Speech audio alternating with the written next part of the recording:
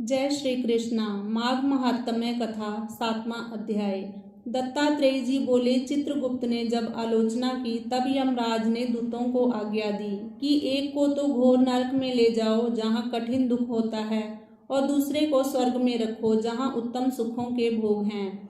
आज्ञा पाकर दूतों ने कहा, हे राजेंद्र, बड़े भाई को तो रौरव नरक में फेंका, और छोटे से उत्तम दूत बोला कि विकुंडल, मेरे साथ स्वर्ग में चलकर अपने कर्मों से किए हुए दिव्य भोगों को तुम भोगो। यह सुनकर हृदय में संशय रखकर विकुंडल ने कहा, हे दूत, मैं तुमसे पूछता हूँ कि हम दोनों ने एक ही कुल में पैदा होकर बराबर ही कार्य किए थे। हमारी मृत्यु भी साथ साथ ही हुई और यमराज को भी हमने साथ ही देखा।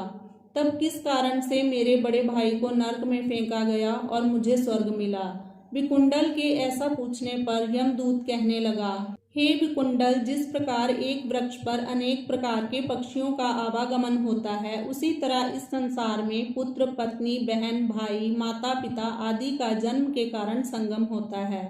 हे वैश्य, मैं प्रेम पूर्वक तुमसे सच कहता हूँ कि जो मनुष्य पूर्व भक्ति कर्म करता है वह अपने लिए अच्छे या बुरे कर्मों का ही फल समय समय पर भोगता है। जो जैसा कर्म करता है वैसा ही फल पाता है। कभी भी कोई मनुष्य किसी दूसरे के लिए कर्मों का फल नहीं भोग सकता।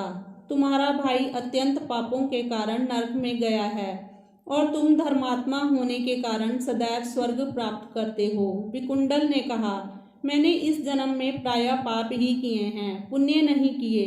हे देवदूत, मैं अपने पुण्य को नहीं जानता। यदि तुम जानते हो तो कृपा कर मुझसे कहिए।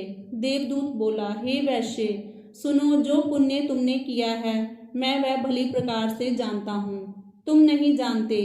हरिमित्र का पुत्र सुमित्र वेद पाठी ब्राह्मण था। यमुना जी के तट पर उसका आश्रम था। हे वैश्यवर, उसकी तुमसे मित्रता हो गई।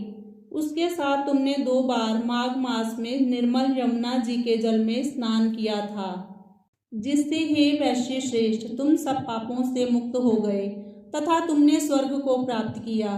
तुम इस पुण्य के प्रभाव से स्वर्ग में चिरकाल तक आनंद भोगोगे और तुम्हारा भाई नरक में यम द्वारा दुख सहेगा।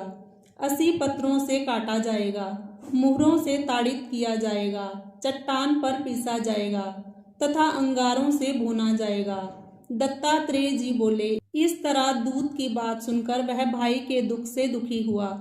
उसका शरीर पुलकायमान हो गया। नम्रता पूर्वक दुखी होकर उसने मधुर वाणी में देवदूत से कहा कि साधुओं के साथ 7 पग चलने वाली मित्रता श्रेष्ठ फलदायिनी होती है। अतः मित्र प्रेम को सोचकर तुम मुझ पर कृपा करो। हे सर्वज्ञ, तुमसे मैं वह सब सुनना चाहता हूँ। कृपा करके कहो कि किस कर्म से मनुष्य यमलोक को नहीं देखते तथा बुरी गति को प्राप्त नहीं होते। बोलो बांके बिहारी लाल की जय।